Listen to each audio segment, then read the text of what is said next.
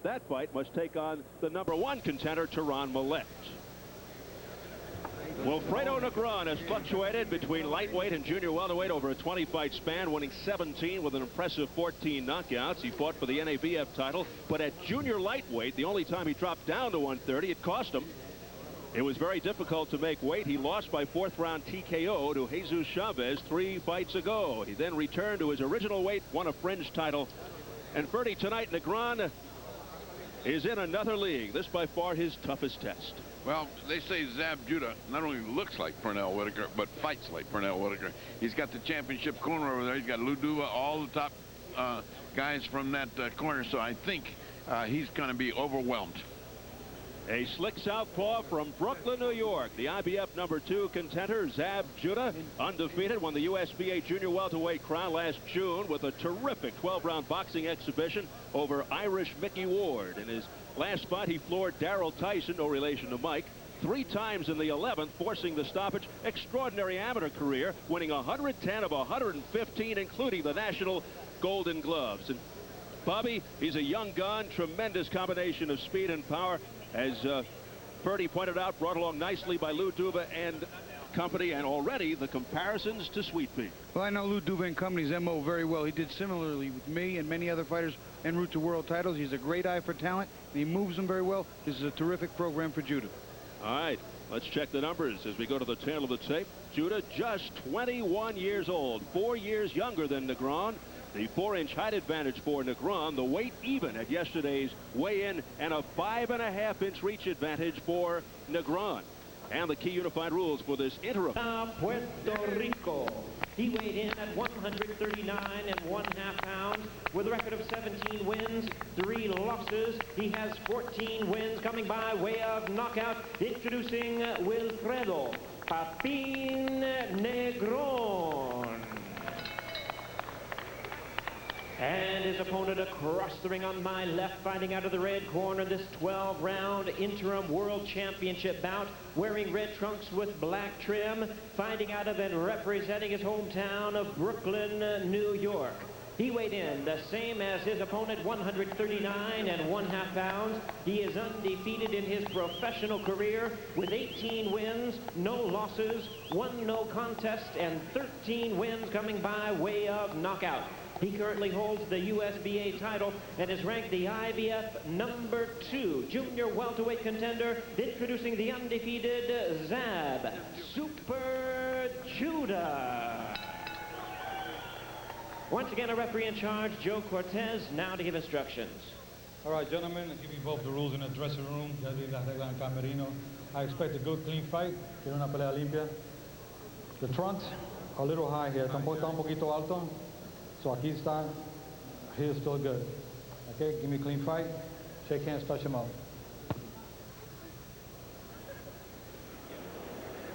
Well, unbeaten Zab Judah, 7 of his 13 KOs have come in the first round. The most recent, probably his finest hour, almost exactly a year ago, flooring Steve Valdez 4 times in the opening round. His opponent, Wilfredo Negron, half of his 14 knockouts in the first round, including his last fight, 10 of his 14 KOs in 3 rounds or less. For Judah, 11 of his 13 knockouts in 3 rounds or less. So we're set to go. Scheduled for 12 in the IBF Interim Junior Welterweight Championship. Both wearing red trunks, but Judah with the black trim and Negron with the white. Judah came out to touch gloves, and Negron went right after him, throwing a straight right hand down the middle. Didn't land real clean, but he's aiming to fight. Negron wasting no time. These boxing organizations throw out these interim titles these days. It seems at random. To me, it is totally bogus. Why manufacture some imaginary title? Basically, the winner of this fight will meet the champion, then the #1 mandatory contender. End of story. But it's a good chance to get a good look at Zab Judah as he showcases himself on the biggest stage of his career. Judah throwing some hard punches to begin with. I mean, look at the difference in body physique. Wilfredo being that kind of tall fighter that we see sometimes coming out of Puerto Rico, as in the case of Trinidad. And Zab being a sort of miniature, almost the same as Sweet Pea. Good hard hooks, missed, but it's a good hard hook. Judah southpaw landing with the right hand and missing with a wild left. Judah means to make a statement right now. He's coming in. He's very, very careful moving in, but he's constantly being the aggressor, stepping to the punches. And I'll tell you what, he looks sharp right now. He's loading up a little bit. He might be a little anxious here on Showtime. Yeah, he's a little anxious with that hook, but you can see he's got the right idea. It's coming in closer and closer as he goes. Extremely confident. Feels he can compete with any style. The southpaw Zab Judah says he'll use his superior speed and power to win. Negron told us he's fought 2 southpaws, both victories. Knows, of course, he's in for a tough one. That Judah is always moving. He's hard to catch, and we're having pretty good evidence of that here in the opening minutes. You know, it's interesting. Negron said he's hard to hit with 2 punches clean. He's hard to catch up with at all. He said, but I know how to do it. And when we asked somebody, he said, it's a big surprise. Well, it's a surprise he hasn't done it so far, because he hasn't caught him real clean yet. I think maybe the surprise was the opening bell when they went to touch gloves and he fired the right hand. And that end of surprise. Now, I tell you what I like to see, Bobby. When a guy is so good and that he senses the punches, doesn't have to block them with his gloves, but just moves slightly with his head side to side. He's been doing that all this round. See, look, he just moves over to the side. That's how the sharper fighters conserve energy and maximize their effectiveness stepping to you. It's incredible how he just feels them. He senses those punches coming. He just ducks around them. Keep your eye on him when Negron is on the attack. And Judah has a few skills. He has patterned his style after his idol, Pernell Whitaker, as mentioned. First saw him on television and just fell in love with his style. Ooh, he got it that time. Beautiful combination to the head, though, by Judah. Showing the ability to take a decent pop. Came back with a nice combination, right uppercut and overhand left. It was nice. As we head for the bell in the opening round.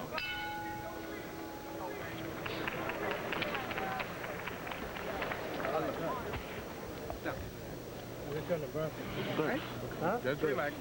Just relax. Okay. Look, listen. We got it. I got it. Listen. Hold it, come here. Hold it. The jab is good, man. Your jab is good, but look, you keep walking up with the jab. Okay? To make this guy go the way you want him to go. Okay? The hook is there, right? But look, I don't want you to lead off with the hook at the top. I want you to go to the body here, then bring the hook over to the top. Okay. And then the overhand left is right there. But look, you're too far away from the guy. You got to be closer with the jab. You can't hit him with no left hand until you get closer with the jab. Judah gets caught coming in with a right. There it goes. A nice right hand. Didn't do any damage at all, but he got caught flush. And then he comes right back. Now.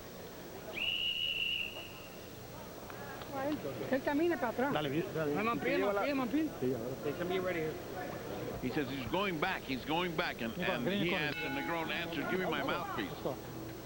That's a more pragmatic approach to boxing. Always good to have as we begin round 2. Zab Judah has never been on the canvas. In fact, he told me he's never lost a round. He's 18-0 with 13 knockouts. He didn't lose that one. He won that round. Negron 17-3 with 14 KOs. The biggest fight until tonight for him was a defeat. Negron is really junior lightweight title. Negron is really trying to zero in with that right hand. He's getting the timing a little better. But Judah is so fast, and he's slick, he's slippery, moves side to side, he hits you from every angle, and he's a southpaw. Very difficult to time a fighter like that. I don't think the southpaw style is bothering Negron too much. He's fought a couple of southpaws, but that right hand is, boy, he's trying to get that in so hard. And he's missing with it, but let's see how this continues. Negron, a former sparring partner for 3-time world champion Wilfredo Vasquez in Puerto Rico. That couldn't be fun. Vasquez can punch. And so can Zab Judah, who's waiting for the opportunity. Very patient here. Missed with that left hook. Negron's being a little more effective now with his punches. A few of them he's throwing the right hand straight to the body so that if Judah does move out of the way, the body won't move as quickly as the head. Judah with terrific hand speed. He's got a strong left hand. Good right uppercut, which brought Darrell Tyson his last fight. And a lightning quick jab. And he's chasing Negron. Negron, instead of trying to come forward, has been going back pretty fast. I mean, he's accelerating. As these punches hurt him, he starts going back faster. Judah continues to be a little on the over-anxious side, missing by a lot with those left uppercuts. But looking to set up the straight left with the nice jab. So while Negron consistently is in a retreating posture, he can't set on his punches, and that right hand is not going to be effective even if he lands it while he's going backwards. Bobby, he just got a thumping body shot right in the middle of the stomach. Good right hand, right to the center of the stomach. That's got to hurt. We approach 40 seconds remaining in round 2, scheduled for 12. Called the IBF Interim Junior Welterweight Championship, 140 pounds. Joe Cortez, the third man of the ring. Negron just missing with that straight right. He's throwing that straight right with some bad intentions, too. He's really trying to time Judah coming in, but he can't get the timing down just yet. I think what you pointed out was the key. He's going back so fast that the right hand isn't going to be effective, even if he lands it. Right, he's got to stop playing himself in fire, and that's also going to make it slower, and Judah's reflexes are excellent. And then Judah's reflexes will neutralize it when he stops. That's why he can't. Right now, he doesn't have the answer for Judah. Right now, he has no answer. Time.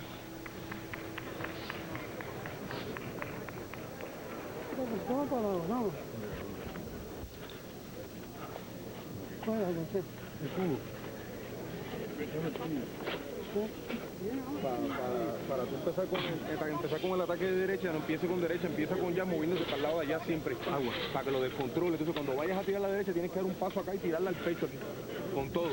Tutu Zavala is saying you got to start with a left hand and then move over. Once you move over, then get down on your right hand and throw your right hand. Almost what Bobby was saying, you got to get down on the right hand. Okay, con esta mano, pero moviéndote para allá. Y después cuando vayas a tirar esta, un paso para acá y la mete. Fuerte. He wants him to jab. He keeps repeating jab and slide over. Then come back with your right hand. As Tutu Zavala Jr., famous son of the famous trainer Tutu Zavala, who for many years had Cuban and Puerto Rican champions.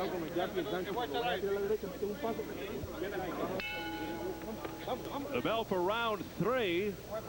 Zab Judah, who has been getting stronger with each fight, building the arms, the upper body. Doesn't seem to be affecting his punch. Is still very snappy, as you can see here. I think Judah was just complaining of a low blow or something. Yeah, he looked over at referee Joe Cortez, not happy. They've been stepping on each other's toes all through this thing, but not enough to knock each other, off balance. But look at that! Look at that! He had his foot right on it, on top of it. Often the case, of course, with southpaws. If you're a righty, you look to keep your left foot outside the southpaw's right foot and generally move to your left, although some fighters are more effective going to their right. Oh, straight right hand, beautifully done by Negron. See that counter starting? He's starting to get the timing down a little bit. He threw a nice left hook earlier to Judah's body and a right hand, and now both complaining of low blows. This one right to the Adam's apple of Judah. Well, Judah in there with a pretty skillful opponent, but there's a left hook that made contact by Judah to the head of Negron. It's a beautiful counter. He rock and rolled on it. Now he's digging to the body, Judah. And these punches are with bad intentions.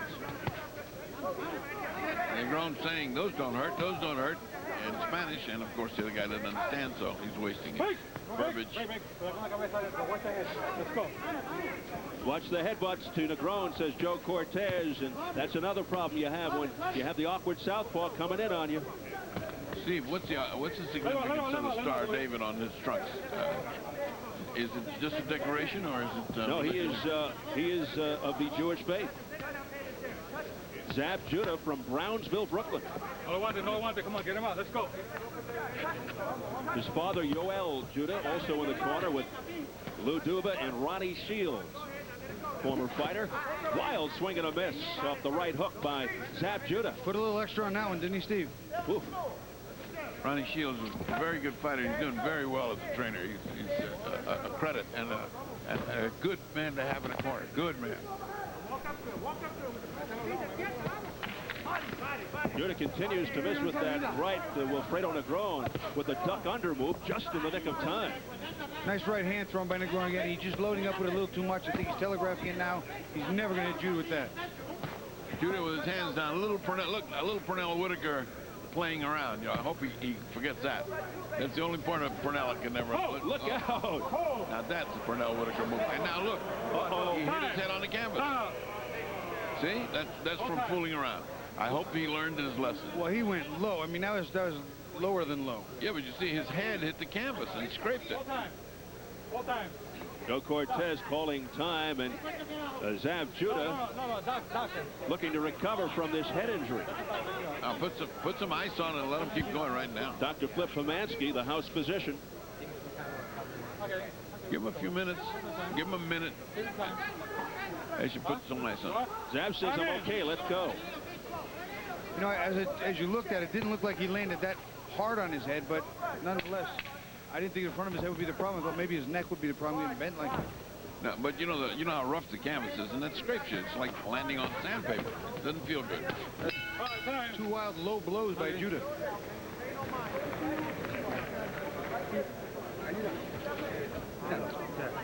Your nose too, no? Yeah, your nose bleeding. Okay, No, let me tell you. No problem. These guys here, see here, okay, you got an orthodox fighter. He's got his left hand and his left leg forward. Also, this and this, conversely, right side. Watch the 2 feet as these fighters start to move around together. They will step on each other. There's almost no way to avoid it sometimes. There you saw Negron step on Judah's foot. There they're tripping over each other. It's very, very difficult when 2 boxers lead that far with their feet.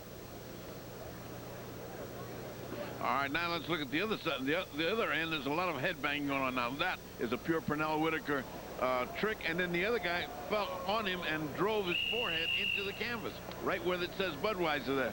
An unusual occurrence, but it's so rough, the canvas, that it scrapes you. It feels bad. Well, now Judah all smiles, but you see the cut on the forehead. Round 4. Zab Judah now with the blood coming from the area Another low on blow. the forehead. Scraped it. I don't think it was so much a hard hit, but as you put it, he scraped it along the canvas. It's a scrape. You know, the canvas is becoming a factor. Last time we had a fight, we had to have the Larkin maneuver where he put cola on the thing so people wouldn't slide. Very, very bright move, by the way.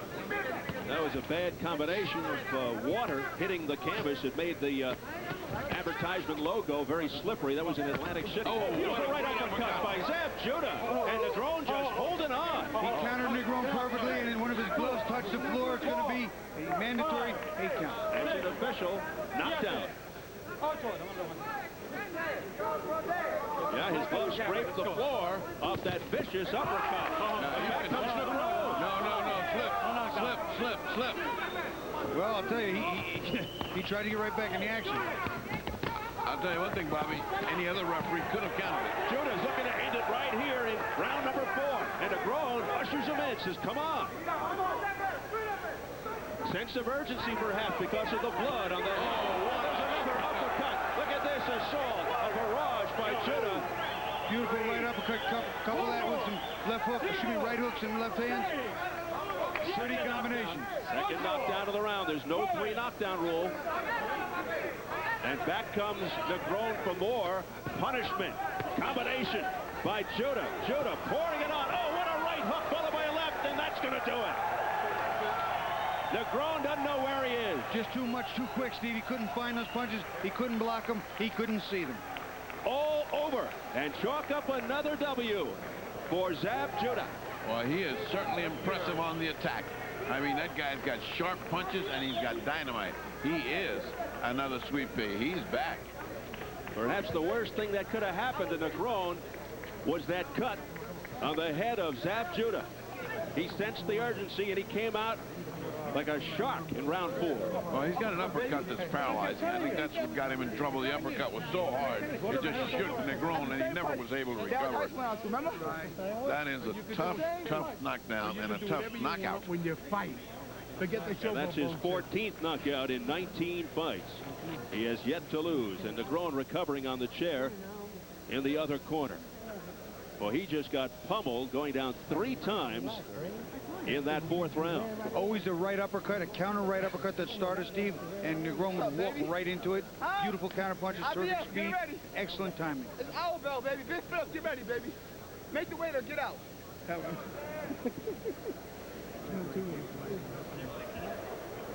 Here's the first knockdown, and this is the one that was so impressive. That was the uppercut right there. He folded right there. There was just no sense. He couldn't stay up, and everything was short-circuit, but it was a perfect right hand. Perfect right hand uppercut. He couldn't survive this. He might as well have quit right here because there was a... Bobby, take 2. In super slow motion, you watch Judah, he's on the attack. He's looking to throw that right uppercut, and he lands again. Perfect timing, same punch. Comes over the top of the left, another right. He misses, but he winds up catching him. And Negron just can't see the punches, can't get out of the way. he hits the canvas. And he stayed there till 9. By the time he got up, it didn't make any difference. Seconds later, he gets up and he gets hit by another uppercut coming, and then it's just a blizzard of punches. He followed him to the ropes, and that left hand right there set him up for a right cross. That finished him. That finished him right there. He could have just gone down, and he did. End of the fight. Exquisite combination of quickness and power by Zab Judah. Let's get the official time from our ring announcer, Jimmy Lennon Jr. For y'all, baby. I promise. Ladies and gentlemen, we have the time of 1 minute 44 seconds in round number 4. Our referee in charge, Joe Cortez, stops the contest. He's the winner by way of technical knockout. And now the IBF interim junior welterweight champion of the world and still undefeated, Zab Super Judah. So Zab Judah of Brooklyn, one step closer to a world title shot. With this win tonight, he now gets a chance at IBF junior welterweight champion. Jan Bergman. Let's get the formal introductions from our ring announcer, Jimmy Lennon Jr. Ladies and gentlemen, a very good evening to you, and we welcome you to Mohegan Sun Casino in Uncasville, Connecticut, on the Mohegan Tribal Reservation, as we present a big night of action coming away, and it's all brought to you courtesy of Vlad Wharton's Millennium Events Incorporated, in association with Dillon Productions, Main Events, Cedric Kushner Promotions, Showtime Championship Boxing, and Budweiser, the undisputed, undefeated king of beers. At this time, we present a World Championship attraction sanctioned by the International Boxing Federation, the President Hiawatha Night Supervisor Darrell Peoples, along with the Mohegan Tribal Gaming Commission Athletic Unit with the unit chief Jerry Boyle. Introducing